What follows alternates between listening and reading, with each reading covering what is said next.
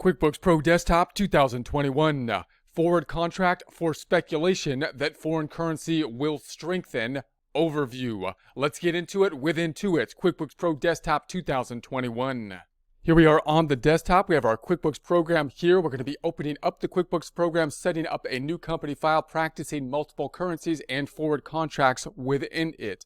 We're also going to be looking at our Excel file. If you have access to the Excel file, it will have two tabs. If not, that's okay, because we'll just be following along with the Excel file as well, so we can see it in a more transparent way, journal entry by journal entry, and then enter that into QuickBooks, where we can see how we would automate the process a bit in the QuickBooks system. So we have here a 100-day forward contract to purchase Australian dollars. Now, these forward contracts, we're going to look at them from speculation purposes here first, and then we may go on to see how you can use these forward contracts as basically hedges against other types of transactions that may be on the books. You might use them to hedge the risk of other transactions that might be part of the normal business process. So let's first think about it from just a speculation type of purchase, how this might work. Let's assume that we're thinking that the foreign currency, in this case the Australian dollar, is going to get stronger in the future, and we wanted to benefit from the strengthening of the foreign currency as related to our currency.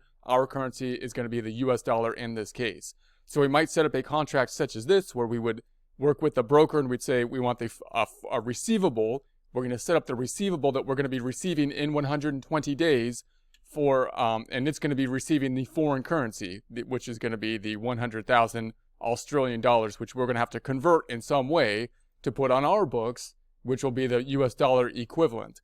And then we've got the payable. We're going to be paying in 120 days the amount that of the 60,900. This is actually in US dollars. So what that means is we're actually going to be getting 100,000 Australian dollars in the future.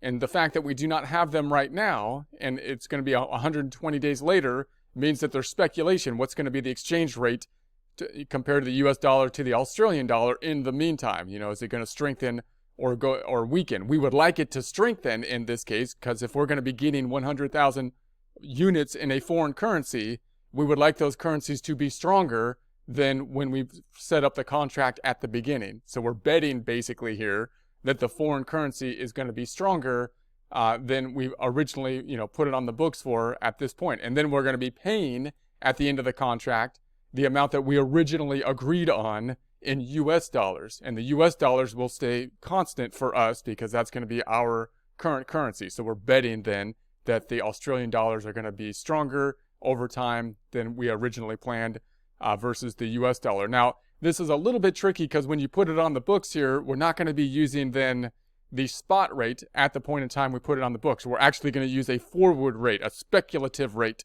So when we put it on the books, we're going to try to speculate what the rate will be. The market will be speculating, what the rate will be in a forward contract in 120 days. So we're going to have to use this other rate, this speculative rate, when we make the deal with the broker. So we're not really just betting that the Australian dollar is going to get stronger, but that it's going to be beating the current forward rate that the broker would be agreeing on to put it on the books for.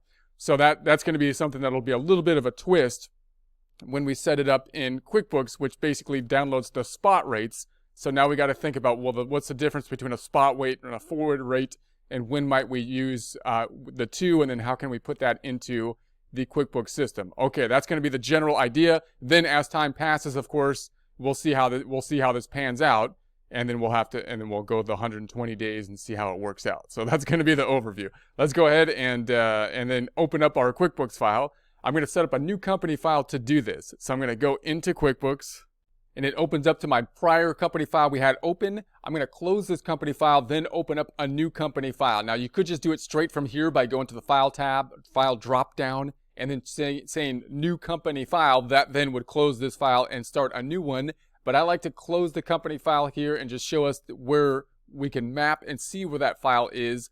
And you want to make sure that you know where the company file is if you're working in another company file, so that you don't have, QuickBooks files all over the place, and you can put them where you want to put them. So I'm going to say close this company file. That'll take us to the input screen where no company file is open, but you can see the recently opened files here. You can then hover over that prior file, make sure you know where it is if it's one that you're working with a lot, or even if you're not, you can probably clean up the desktop if you got, again, the company files these QuickBooks files can take up some space, so you probably want to move them to some standard location. And then we're going to set up a new company file. I'm going to go to the file drop down up top. We're going to add a new company. We're going to set up a new company again. And then we're going to say that this is going to be for someone else, so it doesn't pull in our information from Intuit. I want to put just new information. I'm going to say this is going to be problem 2, and this is going to be multiple currencies. I'll say forward contract, something like that, so we know. And then we'll have the industry. So industry, I'm going to choose no industry down here because I don't want a chart of accounts. I just like to set up the chart of accounts on our own. So we're going to say nothing there. We want to make it as clean as possible so we can see exactly what we're doing here. I'm going to set it up as an S Corp again. Doesn't really matter what the entity type is for the purposes of our practice problem. I'm then going to enter the email, which is the last of the asterisks fields, which means those are the required ones. So I'm not going to do any of the other ones because they're not necessary for our practice as we're doing here, and then we will continue. There we have it. It says we're all set, so that is good. I'm going to close this out. I'm not going to upsell me on any. I'm not going to buy payroll or anything like that. And we're going to close this out. I'm not going to take a loan out. So I'm going to maximize this screen, and then we're going to turn on the multiple currencies while we're here. So I'm going to go to the Edit drop-down.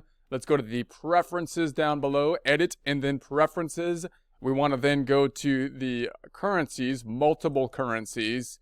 And then we're going to go to the company preferences. Remember, when you turn on the multiple currencies, you can't turn them off in this particular company file. It shouldn't affect other company files. That's why it's good to set up a practice file to work with, such as this. So I'm going to go ahead, yes, and then read through the items. You're about to turn on multiple currencies.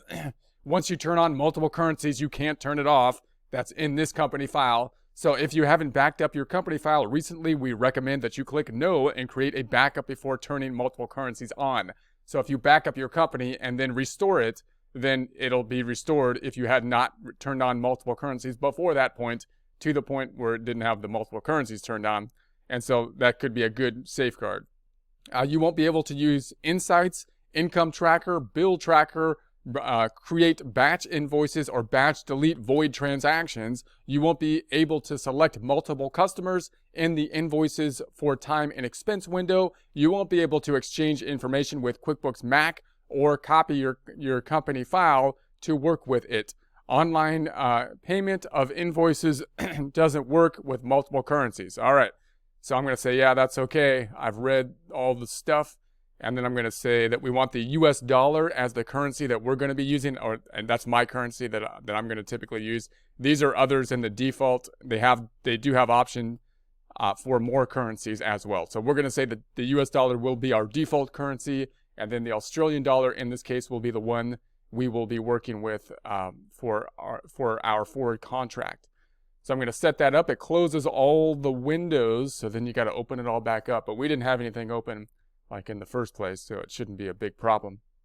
So then I'm going to maximize the home page or the home tab over here again, and then go to the views drop down and say open windows, and there we have them. If we see the lists drop down, then we should now have our currency lists. So now we've got all the currencies. They started off with the little checkbox up here at this point to show all the inactive currencies. If you uncheck this, then it'll show you all the active currencies. So do we currently have an Australian dollar here? We don't. So I'm going to turn on the Australian dollar. I'm going to say, let's check off this item. I think I'm going to sort it this way, and you would think it would be up top here, Australian, the AUD. That's what we want. And I'm going to right click on it and then say make that currency active, and then I'm going to close this out. So there we have it. So that's going to be our starting point, and then we'll move forward from here. I'm going to close the company file, find where it is, and then put it where I want it to be. So I'm going to say File tab. I want to close the company file. QuickBooks just kind of put it somewhere. So now I want to find, like, where did you put it into it, and then put it where I want to put it. So I'm going to hover over this. I might take a screenshot of this oftentimes so I can then find it without having to hover over it all the time, and then go find the file, cut it, and paste it to where I want to put it. Note that the company file is not open right now, although QuickBooks is open, so this is a nice screen for you to be able to kind of see where the company file is and move it. at the same time. So here we have the QBW file. QuickBooks actually put it where I would have wanted it to put it this time, so it's not, I didn't have to go hunt for it, but I still wish that, they would ask me, but it actually went to the right folder there. So in any case, here's the QBW file, so we can then open this up by double clicking on it, and then it would open up the program and then the file within it, or we can go into the QuickBooks program, the more standard way within QuickBooks, and then find the company file from QuickBooks in a similar way as we might do with a Word document and the Microsoft Word program. You can either go into the program, find the document, or simply double click the document that would then open up the program. So that's going to be our starting point, and we'll move forward from there.